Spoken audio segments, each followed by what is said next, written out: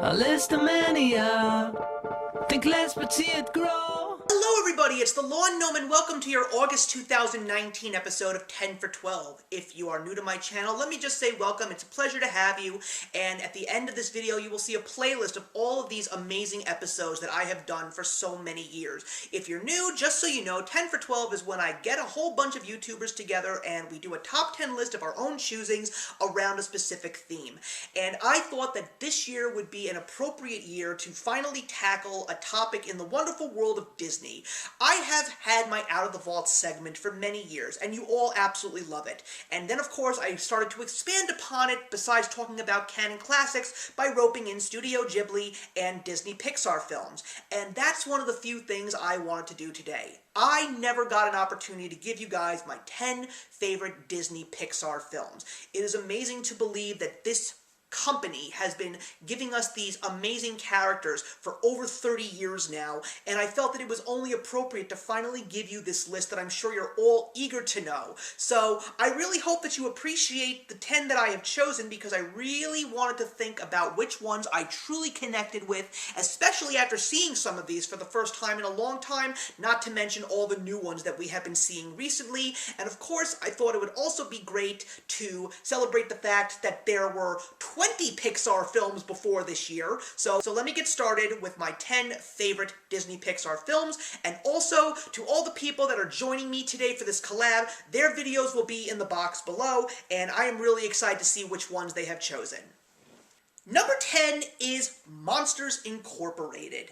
After seeing 2 Toy Story films and another film that has a soft spot in my heart, but it's not really one of the best out there, and that, of course, is A Bug's Life. I'm just a sucker for Dave Foley, what can I say? Monsters, Inc., seeing the trailer, seeing that it was going to be Billy Crystal and John Goodman voicing Mike and Sully, it was very exciting for me to see this world that Pixar was going to create, and it is one of the most creative worlds that I have ever seen in the world of Disney. The fact that the monsters are scaring children for the sake of survival, rather for the sake of just their own fun. The fact that they have a whole world that is powered by children's screams, and you also get a whole bunch of corporate greed thrown in, jealousy, and also characters discovering themselves, not to mention one of the most adorable characters in the little girl Boo, who creates such an amazing companionship with Sully. It is without a doubt one of the most feel-good Disney Pixar films, and also one of the most beloved. Number 9 is the Pixar film that came out right after Monsters, Inc. the following year, and that, of course, is Finding Nemo. I was so excited to see this specific film. Also, did I mention that I've seen every Disney Pixar film in theaters since the original Toy Story? So going to see Pixar films on the big screen is without a doubt one of my favorite treats whenever there is one in theaters. Finding Nemo was just a vast story, a beautiful color palette displaying ocean life, the voice cast including Albert Brooks, Willem Dafoe, and of course the great Ellen DeGeneres. So many other surprises like Stephen Root, Vicki Lewis, Brad Garrett, and Jeffrey Rush. It is such an adorable story of a father trying to find his son, and it also was something that kind of broke the mold when it came to Disney films, for the sake of it revolving around a Disney parent that is a father and not necessarily a mother.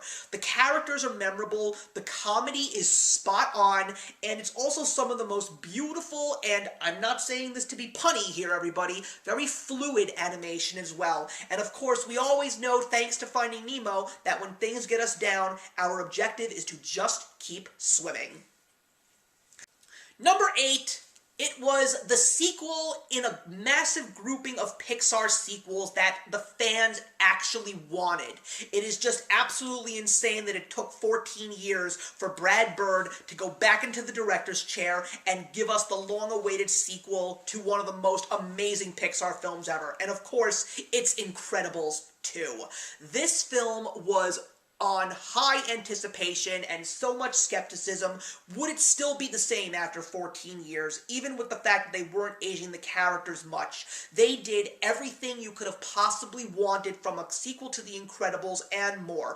Also getting the entire main cast back to voice all these characters, along with other famous actors like Bob Odenkirk and Catherine Keener. Such a great action-packed story, and with the advances that Pixar had made from the first Incredibles Incredibles up until the second one, you definitely see an amazing world with beautiful animation and also some of the most amazing action sequences ever in an animated film. It was such a great roller coaster ride, one of the best times that I've had in theaters watching a Disney Pixar film. I know for a solid fact that there is a third one in this film series to possibly make a great trilogy. The only thing is I really hope it doesn't take another 14 years to make it.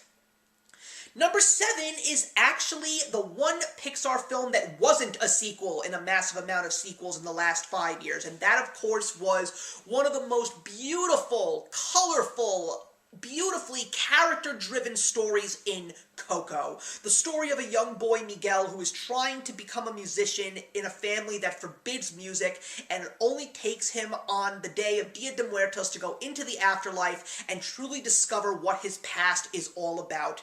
This movie hits all the notes, all the heartstrings, all the emotions. It was such a big surprise.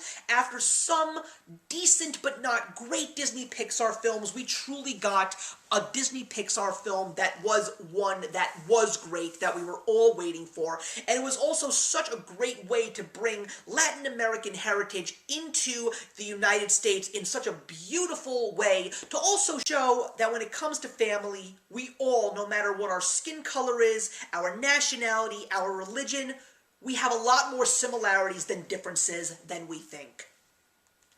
Number 6 is probably the most innovative of all the Disney Pixar films, and that, of course, is WALL-E.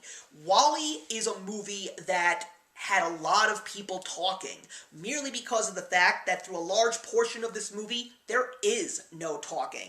It is very visual. There's a lot of body language. There's a lot of emotions that are shown through the characters' expressions, even though the main characters are actually robots. It was so amazing to see so much personality in both WALL-E and Eve. It is also one of their very first films that actually gave us a very important message in the way our society is functioning and our relationship with the environment, amongst others, but it is without a doubt one of the most spectacular Pixar films that I have ever seen.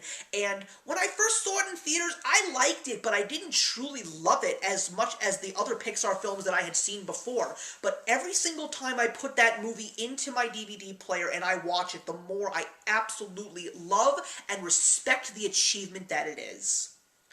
Number 5 is Toy Story 3. Yes, there is not a top 10 Pixar list in this world if there is not at least one Toy Story film on this list. And Toy Story 3 was, without a doubt, one of the best ways to cap off a trilogy of Disney Pixar at the time. Yes, we did get a 4th installment. Was it needed? No. Especially after the ending that we got from Toy Story 3. It was such a great way to see Andy finally realizing that it's time to grow up and move on and pass on his toys to another young kid who could give Woody, Buzz, and the gang the love and respect that the toys deserve. But this is probably the toys' most epic adventure in regards to figuring out where they truly do belong and that it was time for them to move on as well. It was also one of the 2 Pixar films that got nominated for Best Picture, not Best Animated Feature, although it did get nominated for that category as well, and it did win. But the fact that a Disney Pixar movie actually was put in a grouping of films like Black Swan, The King's Speech, and The Social Network, that is definitely one of Pixar's greatest achievements. And that leads us to the 4th film in my top 10 list, and it is the other Disney Pixar film that got nominated for Best Picture the year before, as well as Best Animated Feature, which it actually did win, and that, of course, is the film Up.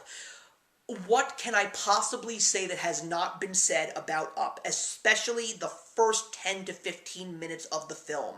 It is one of the most beautiful movies, and that is one of the most amazing, heartfelt moments in history, once again, with no dialogue. Just a beautiful score and eye contact and body language amongst 2 specific characters. And of course, this movie features Carl, who has gone into a certain point in his life where he doesn't really know where he belongs, and what he does think he needs to do is fulfill the dream that he and his wife had set out to do when they first met.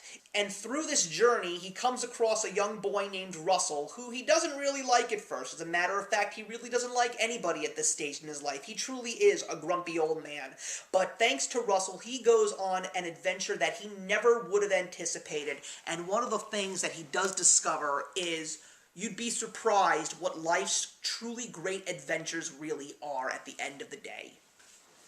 Number 3 is Toy Story 2. Unfortunately, I'm going to warn you guys right now, the original Toy Story is not on this list. Not saying that I don't love the original Toy Story, not saying that it's not a landmark achievement in animation, but one of the few things that I did realize recently after watching Toy Story 2 is what a deep and powerful story this is. The fact that it involves Woody, once again, Tom Hanks, Tim Allen, the entire gang comes back to voice this cast, which shows you how important this movie was to the library of Pixar. But the story that it involves in regards to Woody is one of the most incredible stories, and I didn't even think about it. And it all involves what truly makes a toy, and what exactly is the most important things for a toy, and how does that toy really feel about its own purpose. Toy Story 2 has one of the most emotional stories in this, involving Jessie the cowgirl, who is voiced by Joan Cusack, along with one of the most beautiful songs in all of Disney history, When Somebody Loved Me, by Sarah McLachlan. It is such an incredible movie, and as an adult watching this movie, especially enjoying it when I was a younger adult, but not thinking that it was better than Toy Story, now I truthfully believe that it is better than the original Toy Story, because this movie reminded me of my childhood and how much I loved my toys. And one of the few things that I do realize is that my toys at the end of the day most likely did love me back because of how much I enjoyed their company. Number 2 is Ratatouille. And it's only appropriate that I say, like a fine wine, this movie gets better with age. Patton Oswalt voicing Remy the Rat, who doesn't just want to be a rat in the world of humans, he wants to be a renowned chef. And through the craziest and outlandish of means, he actually manages to get that dream fulfilled. But what's so incredible about this movie is how mature it is, and how many stories are interlocked in the story of Ratatouille, and how it all works. It comes with Alfredo trying to figure out what his purpose is. It's about Chef Skinner, who wants to basically create a massive cooking empire. And it of course involves a food critic who has been so bitter for so many years, and it just takes one little dish to remind him of what it means to be a true lover and a passionate cooker of food. And it really does, as someone who loves to cook myself, show that love for cooking. With a stellar cast alongside Patton Oswalt, which is probably one of the most versatile casts that they've ever put in a Pixar movie. Janine Garofalo, Ian Holm, Brian Dennehy, and the late Peter O'Toole. What a great film that Pixar has given us, and I just love watching this movie again and again, not just because of the fact that it makes me hungry every single time I watch it, because if it's one thing that I can say about this movie that they do very well is they make the food look absolutely gorgeous. It's just one of the most important films where Pixar sends the message of, if you really want your dream, you have to work harder than you ever worked before, even if it involves taking some major risks that could damage your life forever. And that brings us to the number 1 film in this library for me, and that of course is Brad Bird's first directorial in the Pixar world, and that of course is The Incredibles. This movie was the first time that humans were the main CGI characters in a Pixar film. This had one of the highest budgets for the time. It also had one of the best stories, the best visuals, one of the greatest scores by Michael Giacchino.